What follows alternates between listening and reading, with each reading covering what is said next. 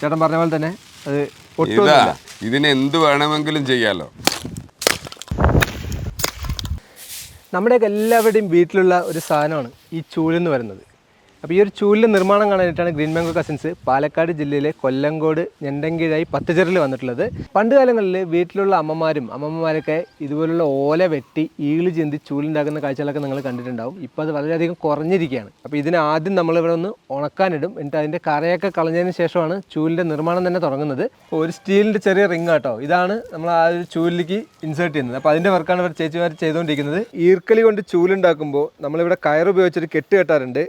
ആ കെട്ടിന് പകരമാണ് ഇവിടെ റിങ് ഉപയോഗിക്കുന്നത്. ഇതിട്ട് കഴിഞ്ഞാൽ ഭയങ്കര സ്ട്രോങ് ആയിരിക്കും കേട്ടോ. ഓരോ ഈൽക്കല്ല് നമുക്ക് ഊരിയെടുക്കാനൊന്നും പറ്റില്ല. നല്ല സ്ട്രോങ്ങിൽ തന്നെയാണ് ഈ ഒരു ചൂല് നിർമ്മിച്ചെടുക്കുന്നത്. ഇപ്പോൾ 3 റിങ്ങുകളൊക്കെ ഇട്ടിട്ടുള്ള ഒരു ചൂലാണിത്. അപ്പോൾ ഇത് നല്ല വൈറ്റ് കളർ ചൂലും. ഇതിൽ ചെറിയൊരു കളർ വ്യത്യാസം നിങ്ങൾക്ക് മനസ്സിലാകുന്നുണ്ടാവും. ഇതിൽ വാർണിഷ് അടിക്കുകയാണ്, ഷൈനിങ് കിട്ടാൻ വേണ്ടിയിട്ടായിട്ട്. അപ്പോൾ ഇത് അടിക്കുന്നതുകൊണ്ട് എന്താണ് ഇതിൻ്റെ ഒരു ഗുണം? ബലം കിട്ടും, നല്ലപോലെ സ്ട്രോങ് ആയിരിക്കും. ആക്ച്വലി ഇതിന്റെ ഈ പിടിയിൽ വരെ നമ്മൾ വാർണിഷ് അടിക്കുന്നുണ്ട് കേട്ടോ. നോക്കുമ്പോൾ തന്നെ ഇതിന്റെ കളറിന്റെ വ്യത്യാസം നമുക്കറിയാൻ പറ്റും. ഇപ്പോൾ ഇതിന്റെ ഈ ചൂലിന്റെ വർക്ക് കഴിഞ്ഞിട്ടുണ്ട്, ഇത് ഫിനിഷ് ആയിട്ടുണ്ട്. ഇനി ജസ്റ്റ് ഒന്ന് ഒരു 5 മിനിറ്റ് ഒന്ന് ഉണങ്ങാൻ വെച്ച് കഴിഞ്ഞാൽ ചൂല് റെഡിയായി. ഈ ചൂലിനെ ഇത് നമുക്ക് ഇങ്ങനെ എടുത്തിട്ട് കെട്ടിവെക്കാം, പൊട്ടില്ല. ഇല്ല, ഇത് ഇങ്ങനെ എടുത്തിട്ട് അത്രയും ചെയ്യാം, ദുർബലമാവില്ല. അത് നിങ്ങൾ തന്നെ നിങ്ങൾക്ക് പരീക്ഷിച്ച് നിങ്ങൾ കാണുന്നതാണ്. നിങ്ങൾ നോക്കിക്കോളൂ.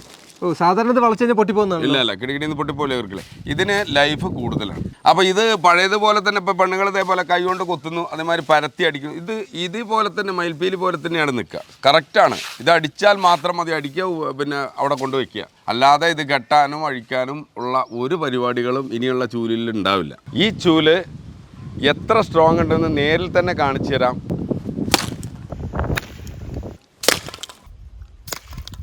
അപ്പോൾ ഈ ചൂലൊരു ആയുധമായിട്ട് ഉപയോഗിക്കാം.